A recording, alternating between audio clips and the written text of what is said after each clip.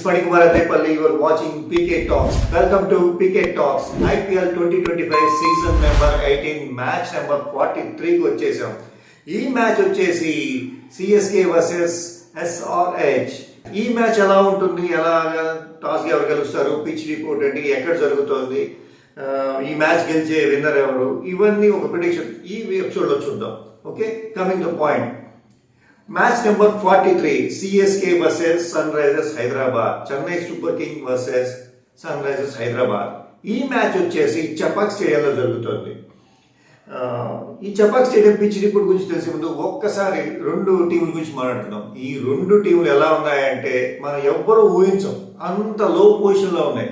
కింద నుంచి ఫస్ట్ పొజిషన్లో చెన్నై సూపర్ కింగ్స్ వస్తే సెకండ్ పొజిషన్లో హైదరాబాద్ ఉంది. అంటే మీకు అర్థమైందా? 10-9 పొజిషన్లో చెన్నై అండ్ హైదరాబాద్ ఉన్నాయి. ఇది మనం ఎవరు ఊహించలేం, ఖచ్చితంగా ఇది టాప్ పొజిషన్లో ఉంటాయని అనుకున్నాం. సరే, ఎనీవేస్ ఈ మ్యాచ్ వచ్చేసి పరువు కోసం, రెండు టీములు పరువు కోసం ఆడుతున్నాయి. ఏ టీం గెలిచినా పరువు కాపాడుకోవడం కోసమే ఉంటుంది. ఎందుకంటే ఏ టీం గెలిచినా ఒక అడుగు ముందుకు వేస్తుంది, అంతకన్నా జరిగేది ఏమీ లేదు.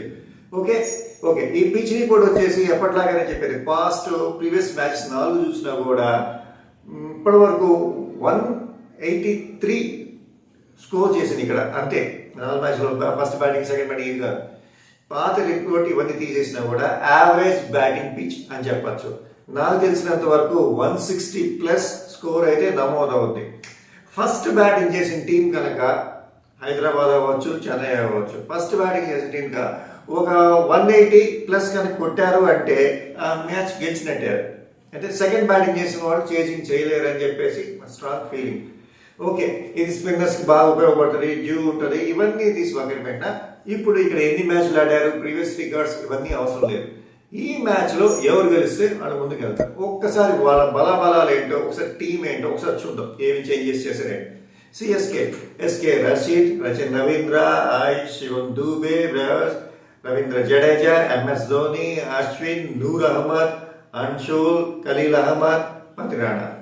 ఇది వీళ్ళ టీం. ఓవరాల్ ఈ టీం చూస్తే బ్యాటింగ్లో నిలబడే వాళ్ళు ఎవరు కనిపించట్లేదు. రచిన్ రవీంద్ర నిలబడి ఆడాలి అండ్ శివన్ దూబే ఒక్కడే ఆడుతున్నట్టు అనిపిస్తుంది. పతిరాణా బౌలింగ్ అయితే అంత ఇంపాక్ట్ అంటూ ఏం లేదు. ఖలీల్ అహ్మద్ నమ్ముకొని ఫస్ట్ ఈ 5-6 ఓవర్స్లో వికెట్స్ చేస్తున్నాడు. ఇది ఓవరాల్గా.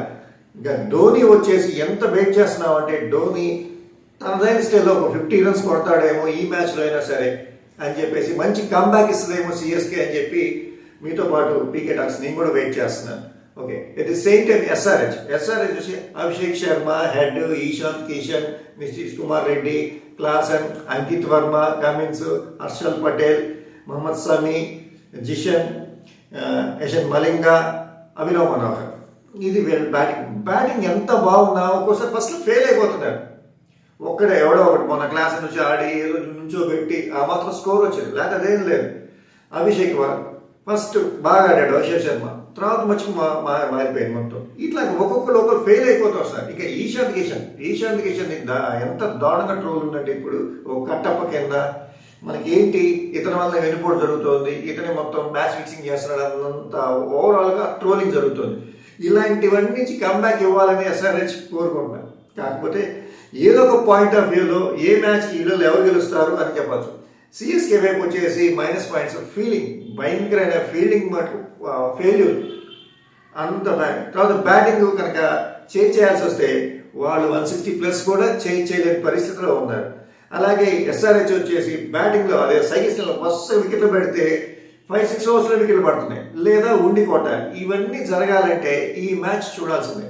ఈ మ్యాచ్ పరువు కోసం ఆడుతున్న మ్యాచ్ అని చెప్పి నేను డిసైడ్ చేస్తాను. ఎవరు గెలిచినా ఒకటి ముందుకేస్తారు కాబట్టి ఎవరో ఒకటి గెలవాలి. కాబట్టి పీకే టాక్స్ అనాలిసిస్ ప్రకారం ఇది దీని బెట్టింగ్లు పెట్టుకోకండి, నన్ను తిట్టుకోవద్దు.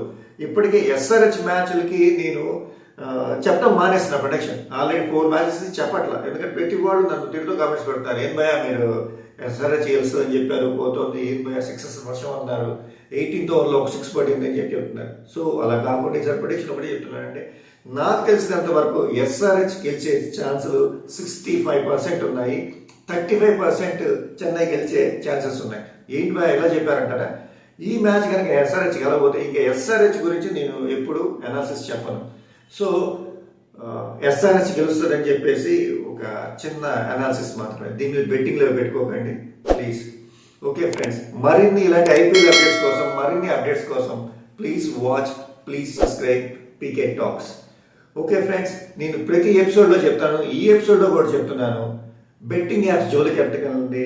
ఆ బెట్టింగ్ యాప్ వలన మీకే కాదు మీ కుటుంబానికి కూడా చాలా నష్టం జరుగుతుంది.